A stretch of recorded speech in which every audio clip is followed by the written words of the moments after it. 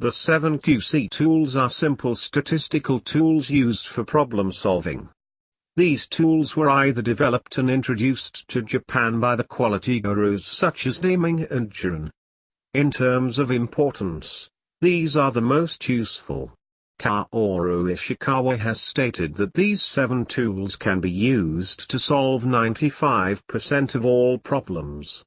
These tools have been the foundation of astonishing industrial resurgence after the Second World War. The following are the 7QC tools: Pareto diagram, cause and effect diagram, histogram, scatter diagrams, component replacement, 5-why analysis and process flow diagram. The problems you face can be large or small, simple or complex, and easy or difficult to solve. Regardless of the nature of the problems, a fundamental part of every employee's role is finding ways to solve them. Having tools to solve problems and being a confident problem solver is important to your success. Problem-solving tools are determined by the requirements of the problem and the amount of time to solve the problem.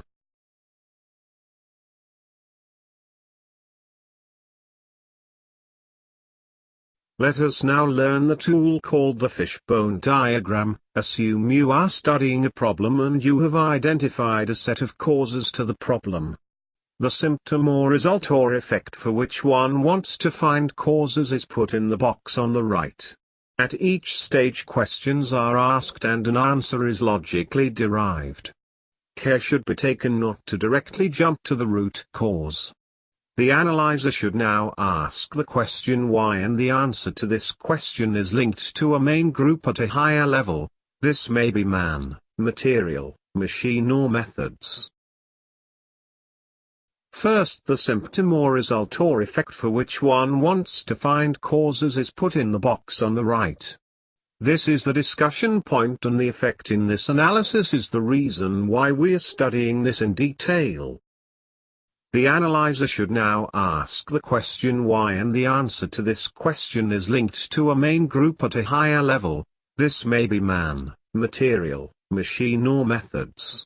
Though it is not standard to group like this, it is good to start this way.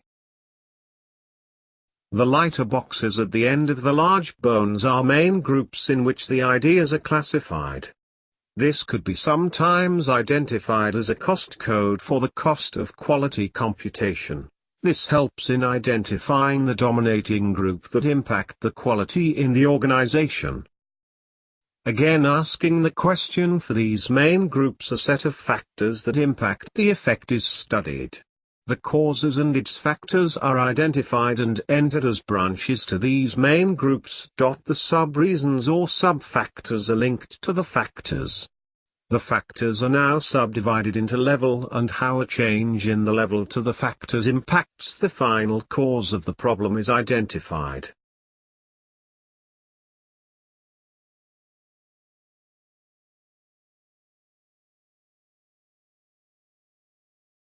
The fishbone diagram, also referred to as the Ishikawa diagram, because Kaoru Ishikawa developed it, and the fishbone diagram, because the complete diagram resembles a fish skeleton. Here is another sample of the cause and effect diagram. The diagram illustrates the main causes and sub-causes leading to an effect, symptom. It is a team brainstorming tool used to identify potential root causes to problems. Because of its function, it may be referred to as a cause and effect diagram. The causes of the effect are then laid out along the bones, and classified into different types along the branches.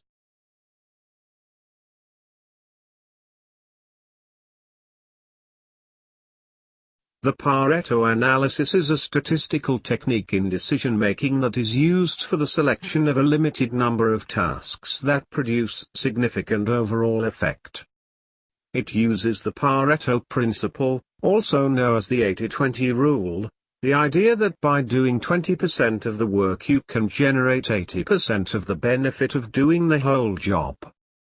In quality improvement, a large majority of problems, 80%, are produced by a few key causes, 20%. This is also known as the vital few and the trivial many. Pareto diagram is a tool that arranges items in the order of the magnitude of their contribution, thereby identifying a few items exerting maximum influence. This tool is used in SPC and quality improvement for prioritizing projects for improvement, such as prioritizing setting up of corrective action teams to solve problems or identifying products on which most complaints are received. Consider an example in where the list of problem areas in a car are identified. The issues or concerns are listed in descending order of their occurrence. First, a histogram of the issues areas are plotted. Then a cumulative occurrence of this is plotted. The 80% point on the cumulative of the occurrence indicate where the problem areas are concentrated. This is by just 5 areas. These are the 20% that impacted the 80%. The 20% of all areas: transmission, fuel, instruments, engine and noise contribute to 80% of all concerns.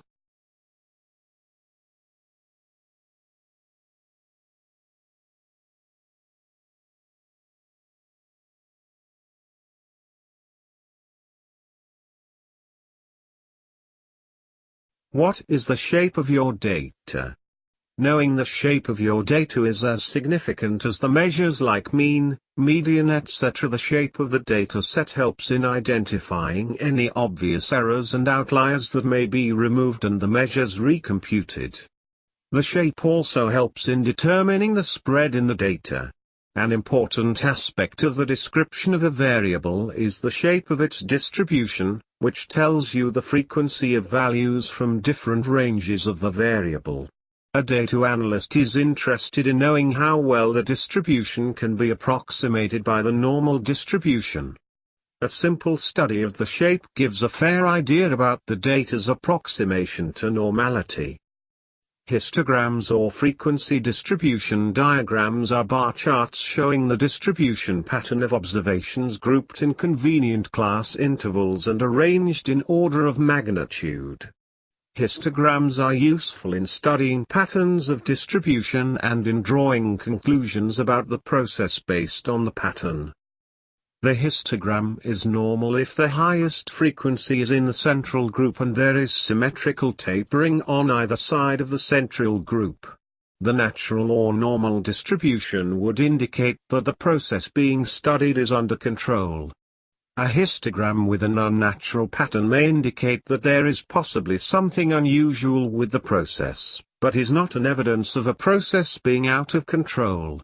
For instance, a histogram depicting the distribution of age of all citizens will not peak at the center. It will start with a cliff tapering gradually till around the life expectancy, then dropping a little faster and once again tapering into a long tail. Upon studying a histogram, the following can be immediately inferred. Where is the process output concentrated?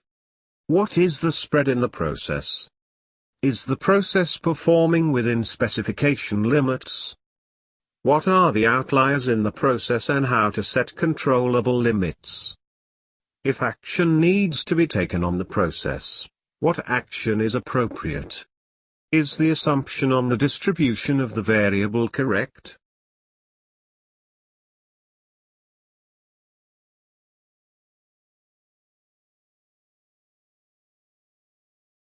When solving a problem or analyzing a situation, one needs to know the relationship between two variables. A relationship may or may not exist between two variables. If a relationship exists, it may be positive or negative, it may be strong or weak, and may be simple or complex. A tool to study the relationship between two variables is known as scatter diagram. A relation expressed in correlation coefficient is between -1 and +1. The extremes mean high correlation or relationship. When solving a problem or analyzing a situation, one needs to know the relationship between two variables. The correlation consists of plotting a series of points representing several observations on a graph in which one variable is on x-axis and the other variable in on y-axis. If more than one set of values are identical, requiring more points at the same spot, a small circle is drawn around the original dot to indicate second point with the same values. The way the points lie scattered in the quadrant gives a good indication of the relationship between the two variables. Correlation need not be between two variables. It shall also be across several elements. Here is the example of data from manufacturing and the different kind of defects. The relationship is studied across all variables. Thus there could be a relation between total produced and the fan bending problem. This leads to a matrix kind of correlation. Any value above 0.6 and below -0.6 is critical for analysis.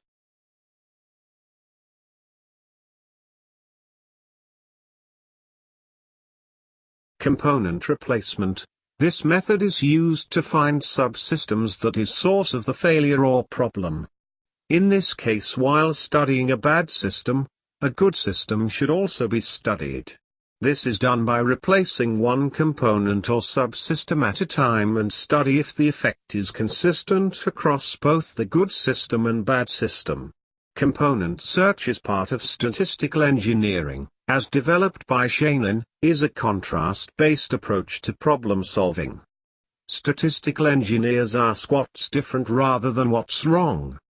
They look for the largest source of variation, not all possible causes. They avoid identifying lists of potential variables until the convergent process has substantially narrowed the possibilities. Use this method to find the subsystem that contributes to the problem and also to identify the source of this problem. In this case, the what, where and when is compared to both the good and the bad subsystem. By doing so, we shall understand what is good with the good system and what is it that contributes to the bad. Consider component search on an electrical part with several subcomponents, by swapping the good subcomponents with bad parts and also by replacing bad ones with good subcomponents. Their results should vary based on the output. This should also be repeated on many samples. In this case 10 samples are studied of both the good and the bad part. Thus it is clear that when the part P is included in the rejected system, the output is high, while it is low when this part is not included. Similarly, now study the good system and replace with the problem subsystem. The output is seen as low. This concludes that this subsystem is a potential part to study further.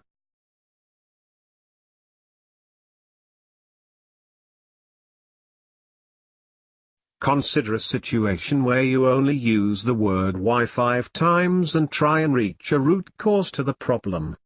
When something goes wrong, we tend to see it as a crisis and seek to blame. A better way is to see it as a learning opportunity. Not in the existential sense of general self-improvement. Instead, we can use the technique of asking why 5 times to get to the root cause of the problem. The 5 why is a useful exercise to track a single line of cause and effect, but it seems to lead to a causal factor rather than a root cause.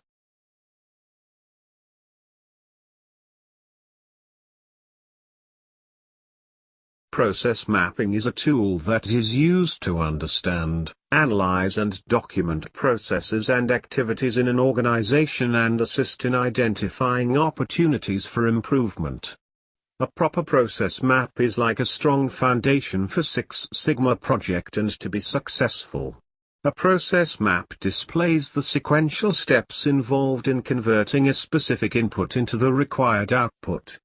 A map is a visual representation for the team leaders or an entire team's thoughts, ideas and questions relative to accomplishing the project goal. It should be one of the first tools employed when starting any Six Sigma or process improvement project. The map presents a structure of information and helps a team progress through that make process.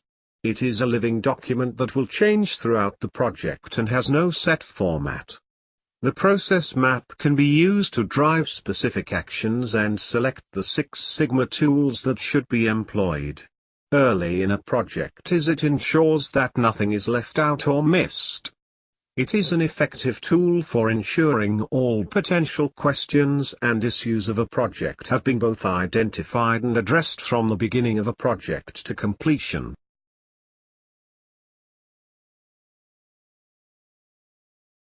The 7QC tools are simple statistical tools used for problem solving.